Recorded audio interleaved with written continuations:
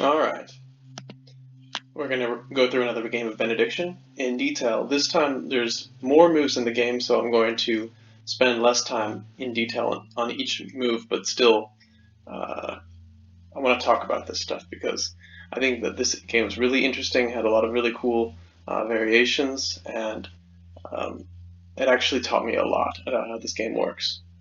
So we're going to start off the game with probably what I'm finding to be a very standard opening.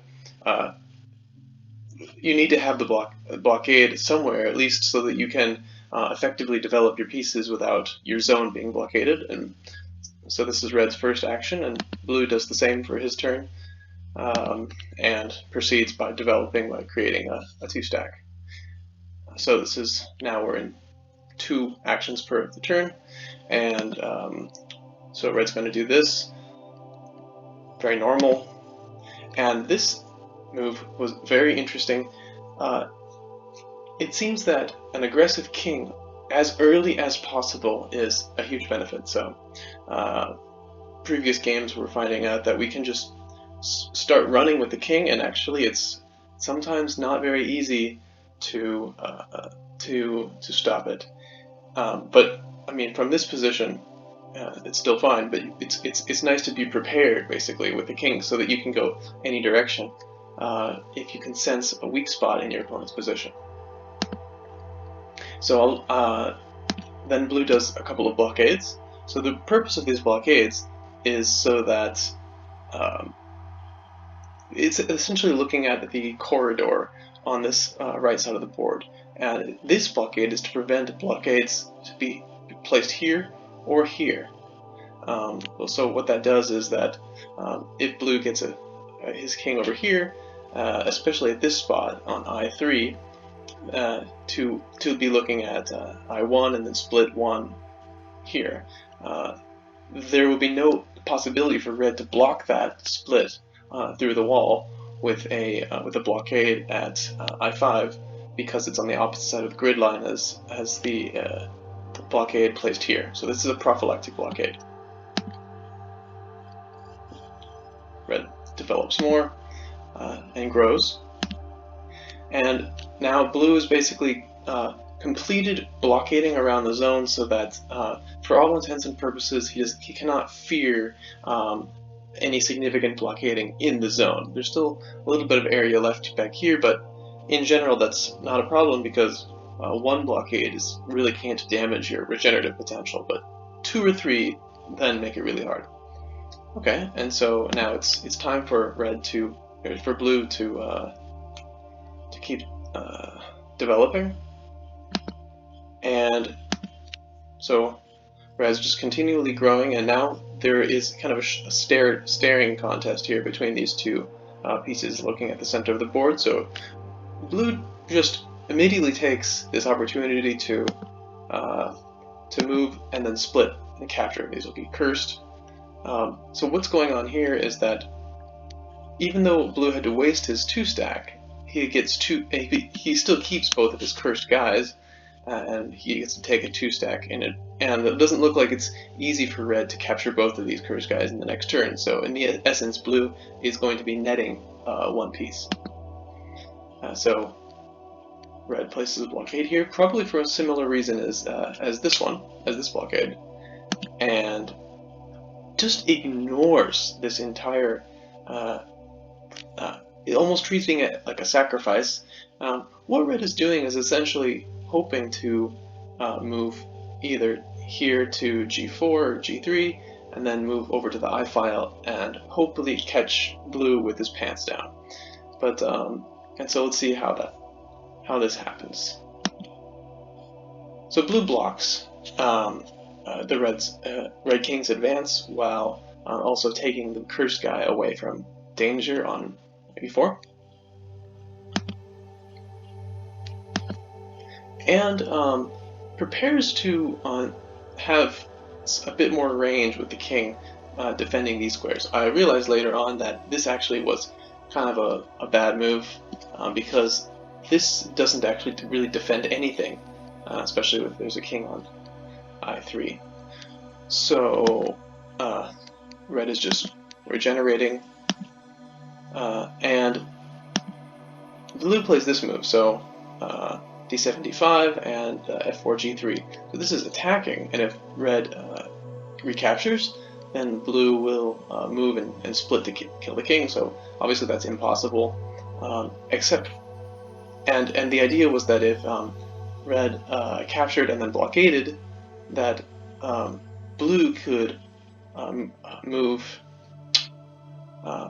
here and then blockade this square.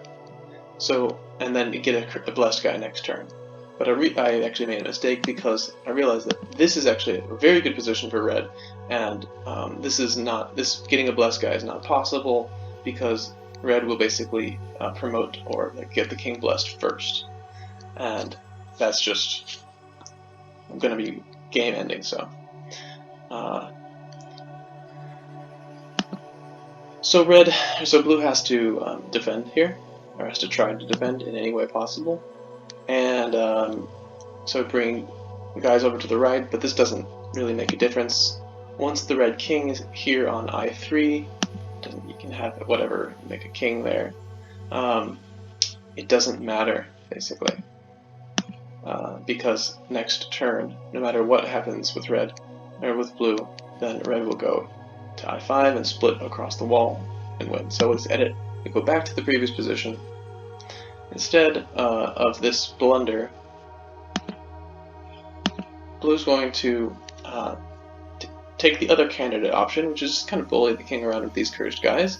Note that it's very difficult for red to capture both cursed guys in a single turn. So, for instance, if this 2-stack was here, it would be possible, but in the current state of affairs, no. So red returns and prepares to capture these guys. So blue kind of evades that and tries to get the king over to the right side in preparation for the obvious future advance of the red king. Plus, it's just good to have an more active king. I mean, having it on e9 is just... The thing is, actually, it turns out that the king is the most powerful piece on the board, even though it is also the most vulnerable. So you don't want to hide your king in the back. So red is going to capture these guys. These guys will be cursed. And what's going on here is red's basically just trying to free up some space around his king, it looks like. So, regenerate a bit and regenerate. Okay. So, capturing and now making kind of inching towards that wall. Blue stops the advance with his king and continues to regenerate. So the red and the blue king, they can't really move anywhere towards each other. And there cannot be a blockade on this point because of this blockade here. So now red's going to bring his guy, his 2-stack, over to try to kind of bully the king out of the way so that his king can get blessed and regenerate in the meantime. And so blue wants to kind of bring in the reinforcements to defend this. Blue's looking at a switcheroo, possibly. Okay, so because of this oversight, blue got a blockade in the zone because he used his men to go defend the right, and he left his zone vulnerable. So it's all's fair here, and looks like red's just making a nice formation. Everything's defending each other.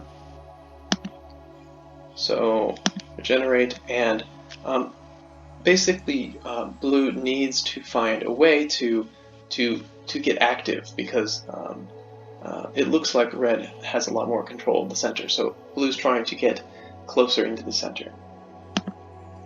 All right, so forming another more merged stacks and growing. So now he's reinforcing the left,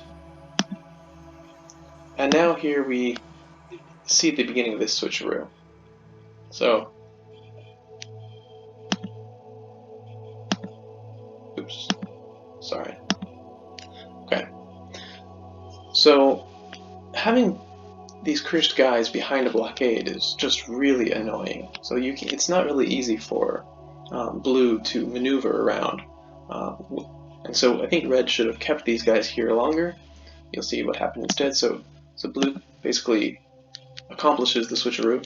So now it's easier for a 2-stack that's not a king to hang around I5 and not fear kind of these potential other attackers. Okay. So what this move does is basically,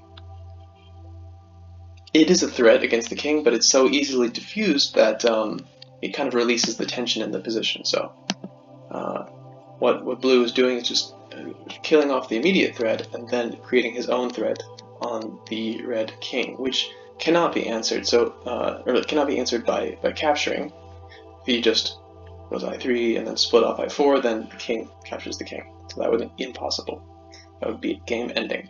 Okay, so captures and retreats a bit. And as you may expect, king takes back and now is inching towards the center. And this is basically a trap. So I'll show you what happens if red isn't careful. It says, oh, a juicy 2-stack to capture. So these guys will get cursed. And basically even immediately, so capture, recapture, so just, yeah, recapture. And now at this point, red's king is basically totally trapped because anywhere it can run, the blue can move and split off to capture it. Okay, so that's the trap essentially.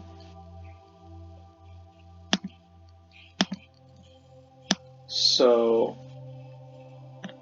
yeah, red regenerates and creates a really powerful looking line of 2-stack guys here. And so basically blue is trying to disrupt this. These guys will be cursed. And this is basically another attempt to disrupt the defenses so that blue can come in with his guy. Let's see what happens. Like, for instance, if he captures and captures like this, once again we have this similar situation with this blue on E3, or I3.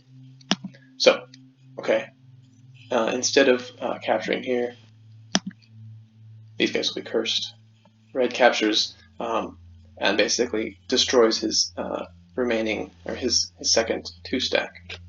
This is looking pretty nice for blue. All right, so okay, so look at these guys up here. They are merging and they are coming towards the center because it's really important to gain control of the center. All right, and now red is trying to essentially get out of this really trapped situation, and he does so with these 2 moves here, even though it basically allows a huge attack on the king, which can only narrowly be escaped. So blue's kind of bringing in all of his reserves. Red captures and tries to blockade this area. And blue now can make this attacking move and blockade behind the king. If blue does this, then it's basically game over, because now the red king is actually on his way over to the wall. So this was impossible. Blue needed to actually blockade in front of the king. So now red king escapes over to the bottom right, or bottom left, and regenerates.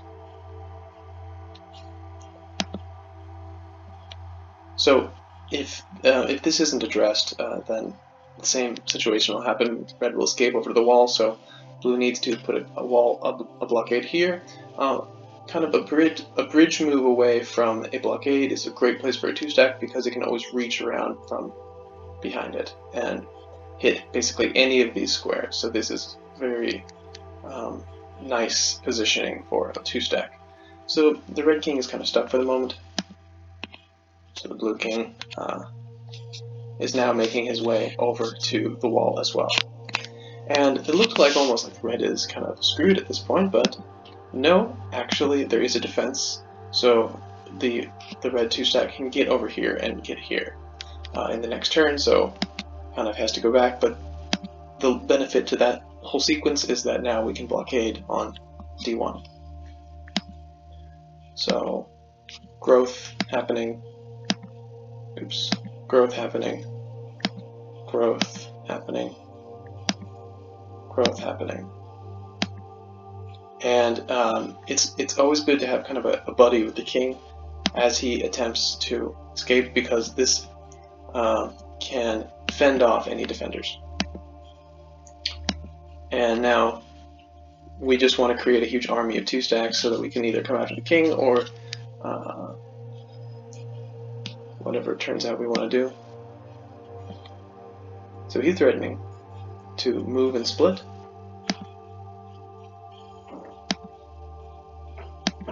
So the king comes back, and blue creates his own threat of the sword. So red is retreating, and this blockade is,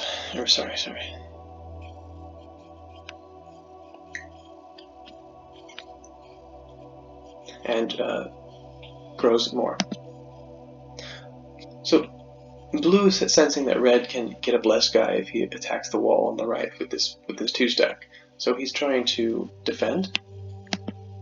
Okay. More growth. And now blue is trying to disrupt. So these guys will be cursed. And the reason why is essentially to empty this e3 square so that you can put another blockade here. And once this happens, then basically the real attack can begin. So these guys got cursed. Red moved his king first, essentially to open up a square for regeneration, and captured one of the cursed men. So this was very lucky for blue, actually, that he was able to kind of infiltrate on the left. So what's happening here is that this guy on b3 is basically really close to getting a blessing by moving over here and then splitting over the wall and having a blessed guy here. So red essentially resigns to the fact that he will basically need to allow this opening in his zone. These guys get cursed, and so this basically gets taken advantage of immediately. And blue also now tries to definitively say, no, red, you're not coming in through an I5 or I3, which is a complete oversight to what red's next move would be, which is going through the G file. And so this could have led to a blessing at any time because there's basically no defense, although it didn't turn out that way. So, and the second move is to grow. So all blue can really do is just grow and hope that red doesn't get a blessing. And it turned out that, luckily for blue, red did not. So it was growing. And so now blue is directly threatening to capture this 2-stack. And red continues to grow. And it seems to be offering this piece as a sacrifice. He's really cursed because now he comes through merging and threatening the king while taking control of the center. And probably a bad idea for red to try to recapture capture this piece with his king. So instead, runs and blockades the left so that creating a blessed man would be kind of difficult for red. So blue is bringing in some reinforcements, it seems, potentially to hit this square to attack the blue king. Maybe red thinks that blue is under attack here. I'm not sure. So here, growth, and essentially inching a little forward, because the more ground you can gain with 2 stacks, the better. Because it's so volatile, they can always just move and split. So if you can move forward without being in danger of being captured, then do so. So red essentially tries to go in on the right and guard himself, but this is not really impressing blue because he just wants to capture as much as possible. And these guys will be cursed. So now we have all these cursed army of essentially zombies here, and it looks like the total right side is dominated by blue. So let's see what happens. So red here also captures blue and tries to regenerate a bit. The result of this is a recapture and essentially leading to the king nearly getting blessed. So this is a game-ending variation. So instead, recapture with a defense by the king. But this variation is equally as brutal, because now king has to retrieve, and this square needs to be defended. So king retreats into this same dangerous corner once again. Now the red square is defending through this potential move and split. Okay, so blue get his piece out of danger, and now attacking the defender, which is a pretty nice illustrative position here, where basically blue wants to open up this square for the king to come in and attack red's king. And in this situation, because of the positioning with the blockade, there's an anisotropy in the position. Blue can attack red, but red cannot attack blue. The only hitch in the plan is that the d4 2-stack is defending this g4 square through this potential move. So blue is now attacking the defender. If he could remove this defender, then essentially the checkmate is on the way. So let's see what happens. Creates a 2-stack, and now red makes a last-ditch effort to try to reach this square, because if the king does reach this square, then it's very easy for the king to actually win the game by just moving here and splitting off the edge. So this possibility is basically depleted by blue's cursed man, and doesn't feel the need to do anything else than regenerate, because he can't spend the 2 actions to remove the defender this turn, because one of the actions was necessary over here. So he wants to make a king and actually merge. So this idea is very interesting. In other circumstances, it may be possible that if red could stave off the attack for longer, that he could then get a king all the way over to the left, while blue is so concentrated on the right. But in this case, it just doesn't really work. So he just now does this. Oops. Well, anyway, even after these guys are cursed, you can see that this move now is essentially inevitable and game-ending. So we go back, and we find another position where red essentially takes, these guys will be cursed, takes over,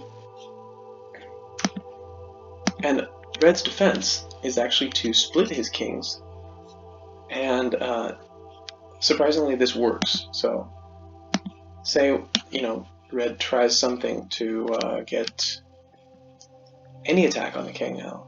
It's really hard, so he'll just come over, defend one of them. It's not very hard for blue to just win here. So maybe he does this, even some kind of sacrificial moves. Just capture, whatever. And even if he just tries all this, okay, no problem. And again, sacrifice, it doesn't matter. Game is over. King tries to run, and checkmate. So this was a very interesting game. where lots of things happened. Many variations led to wins and losses by both sides, just by little mistakes in really underestimating how fast the king can run in this game. And I learned also how blockades allow a player to create an anisotropic position, meaning that it can be favorable for his pieces and unfavorable for the opponents. And so because otherwise on a hex grid movement would be very isotropic, it would be kind of impediment to the subtle gameplay. The blockades actually really help Benediction a lot because of this, and it doesn't actually slow down the game. The maximum number of blockades is essentially just large enough where it can create anisotropy without being too congested. And in the end, the presence of blockades usually serves to open the road, because further blockades are impossible in critical squares. So it's a very interesting counterintuitive measure. I also learned that because of putting blockades on squares like this and this, then you prevent blockades from showing up on these very critical A3 and I3 points. So because of this, there may be further subtlety to the blockade metagame. And I'm really looking forward to exploring this in the future. Thank you very much, and I hope you enjoyed the video, and see you next time.